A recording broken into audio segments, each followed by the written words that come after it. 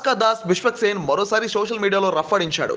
తన సినిమా గురించి తప్పుగా పోస్టులు చేసిన నెటిజన్ కు లెఫ్ట్ అండ్ రైట్ ఇచ్చి పడేశాడు.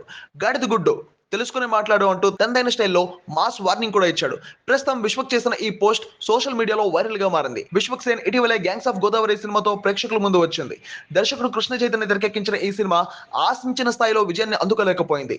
ఇక ఈ సినిమా తర్వాత విశ్వక్ మెకానిక్ రాకీ అనే సినిమా అనౌన్స్ చేశాడు.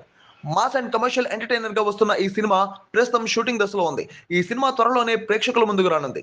మెకానిక్ రాకీ గురించి తాజాగా ఓ నెటిజన్ ఓ పోస్ట్ పెట్టారు.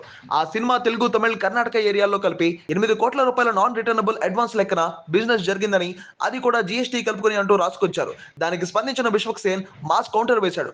గాడిది గుడ్డెం కాదు, టీ షాప్ ముచ్చట్లు ట్విట్టర్లో పెట్టకండి. మెకానిక్ రాకీ సినిమా సంబంధించి ఇప్పటి వరకు ఎలాంటి విక్రయాలు జరగలేదు. కొంచెం నిజాలు తెలుసుకోండి. సినిమా అంటే ఓ టీమ్ కెరియర్ కు సంబంధించింది అంటూ రాసుకొచ్చాడు విశ్వక్ సేన్.